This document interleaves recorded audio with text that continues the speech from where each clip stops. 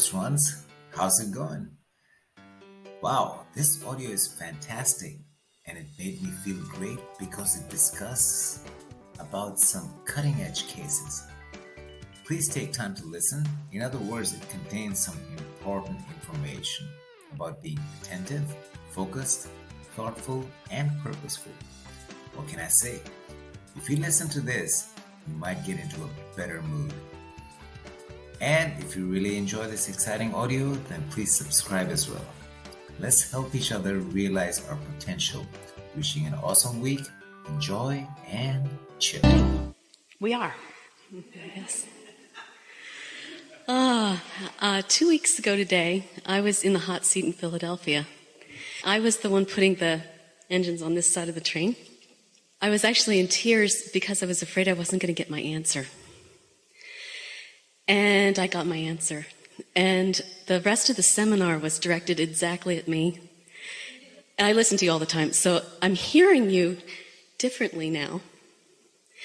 And I'm hearing new words that aren't new, but they're new. Like intent and focus and deliberate and thought. Aren't those good feeling words? They are. Because deliberate means not an engine this way and an engine this way, just one this way. Focused, not an engine this way and an engine this way, just an engine this way. It's something that you can do easily. It's easy. And the more momentum that you allow, the easier it gets too. Because universal forces are with you and so's your inner being. Instant manifestations. I've never had the experience of thinking a thought and having it literally show up immediately. Well, when you think thoughts that you haven't practiced resistant thoughts about, that's why we say start with something easy. When you start with your issue, where you've already got all those engines piled up in opposition, then it takes a little while for you to turn your attention from some of the contradictory thoughts in order to allow your desires to dominate. But when you start with something that you haven't given a lot of thought to, and you just ponder it, then you can receive an instant manifestation. And sometimes that instant manifestation is just another thought, and then another thought, and then another thought, and then another thought, and then the thoughts do begin to turn to things and people and conversations and experiences and piles of money and stuff. Yeah.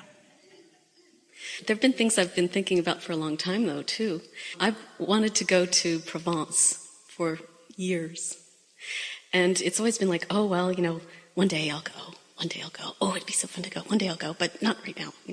I could go now, but I'm not going to. I never went. And the other night I was laying in my bed.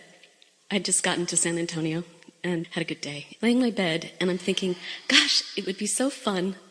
I wonder where Abraham and Esther will go for their next cruise. It would be so cool if it were Provence, because I've always wanted to go to Provence with it. It would be great to go with Abraham, because you always pick such wonderful venues. And then yesterday I opened up the email with the announcement of the new cruise. So I can't wait to join you in September. Thank you.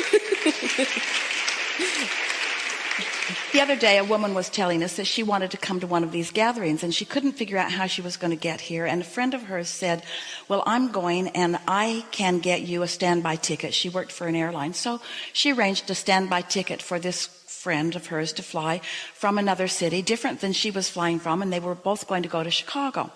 And so she got to the airport with her standby ticket, and her friend had pre-paved it for her in a way that she was able to go right through the TSA clearing with great ease. And when she got to the gate, she was not allowed on the flight. The flight was full, so she couldn't get on.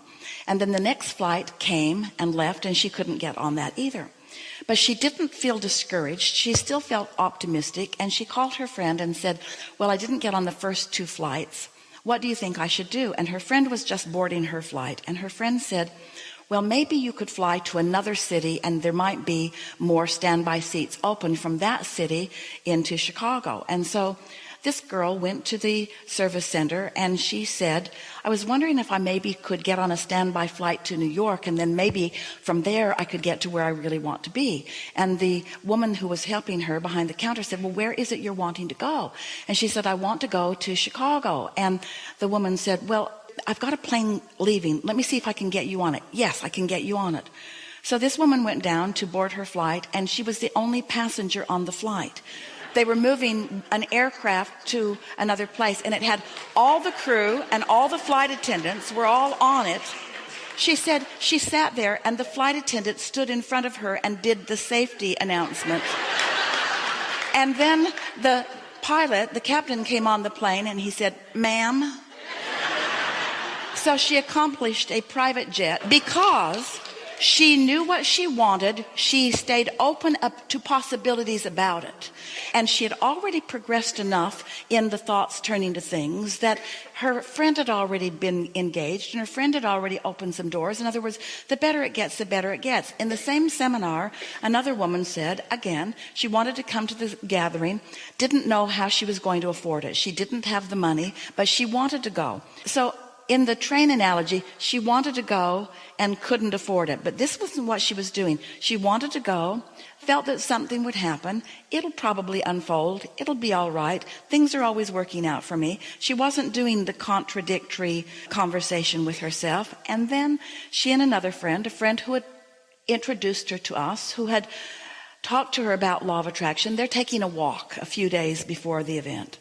And they're walking in the woods, and this woman looks and she sees something sort of shining under a leaf, and she reaches for it, and it's a great big diamond earring that can't possibly be real because it is very large, but it was a $9,000 diamond that she was able to exchange for $9,000. And so those manifestations come in any moment that there is a desire absent resistance. Now, how long it takes for the resistance to dissolve is up to you. But when you hold a desire with no resistance, the manifestation is ready for you and you are ready for it. Are you following? So if you really, really want something and you really, really are worried about it, then you're really, really not going to get it anytime soon. If you sort of want it and you don't have any resistance, it's going to come right now, which leads you to a flawed premise. It makes you think little things are easier and big things are harder. That's not true. It's non-resistance is easy, in fact, sure. While resistance is harder, in fact, probably not even going to come as long as you've got the resistance going. So you have to figure out what subjects you have resistance about and what subjects you don't. And if you want to know, then notice how it's manifesting in your experience. And also notice how you feel about those things. The better you feel about more things, the less resistance you have about those things. And the less resistance you have, then the more you're in the receiving mode. And yes, you're going to move to what you want to call instant manifestation, but we don't want to call it instant manifestation because it isn't instant. You were born with a lot of energy. That wasn't instant. It took you 9 months in your mother's stomach to become. That wasn't instant. You were born into an environment where you couldn't talk for a while. That wasn't instant. You sifted and sorted. You put a whole bunch into the vortex. That wasn't instant. But the important thing to know is it's all done now. So you might as well call it instant. You might as well say, I'm ready for everything that I want to come into fruition because it's already all there. It's all gathered and all the cooperative components are there. And all I got to do is chill out. All I got to do is be in a moment where I'm not offering contradictory vibration to what's in my vortex that I want. That's all you got to do. Now, whatever game you play with yourself, drugs are not our best idea. Whatever you got to do to keep yourself from focusing on what you don't want, that's what you've got to do. We think that it is helpful for you to understand how the laws of the universe work. We think it's helpful to understand law of attraction. We think it's helpful to understand that you get what you think about, whether you want it or not. We think it's helpful to begin noticing the correlation between how you were feeling about that and how it manifested. Not just whether it manifested, whether you allowed it to manifest, but how quickly it manifested. In other words, you can get a handle on this. You can adjust your vibrational frequency on every subject that is important to you. You can, and you can do it quickly. And think about it. If you say, I want $1 million and I want it fast, and the idea of jumping right into some action where that will happen, like a lottery ticket or a bank robbery or whatever it is that you might be thinking about that would bring you $1 million instantly. Think about how much resistance you have to that, because those things just don't happen commonly.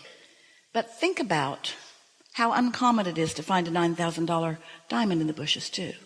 Think about how unusual it is to be the only one on an airplane going to a city. The universe can accommodate you in extraordinary ways when there is an absence of the stuff going on within you that blocks it. So when we say to you that your inner being knows where you want to be in terms of everything, and knows where you stand in terms of what you're allowing to manifest in relationship to where you want to be, and knows the perfect path of least resistance to call you from where you are to where you want to be. And when you are allowing that calling, that journey on your path of least resistance is the most delicious vacation excursion that you could ever imagine, no matter what it is that you're moving toward. It's that free-flowing, worthy feeling, inspired, secure, capable, flexible, eager, inspired, good feeling. That's what you're going for. Everything that you want, no matter what it is, a material object, a state of being, a pile of money, a relationship, a circumstance, an event, doesn't matter what it is that you want. Every single thing that you want or have ever wanted or anybody has ever wanted or ever will want is because you believe you will feel better in having it. If we can convince you to feel better in the thought of it without the action having of it, if you can take your satisfaction from lining up with what's in the vortex just for a little while, those manifestations will come. And when they begin coming, you know what? You're going to come away from them coming with two important things that you now understand. I can be or do or have anything is one of the things. I can have these things. I can be these things. I can do these things. I can accomplish these manifestations. That's a very big thing that's going to happen to you. You're going to trust in your ability to do whatever it is that you want to do. And soon. That's one thing. But the other thing that you're going to discover is that it was the way to it that was the juice of life. And the good news is, the really good news is, our favorite good news is that there's always another. You're never going to get it done. You're never going to get it done. You're never going to get it done, and you can't get it wrong. And the reason you can't get it wrong is because you're never going to get it done. And so each of those manifestations that you think you want is just the precursor for the next and the next and the next and the next and the next. In other words, you think you want 4 seasons till you've had snow.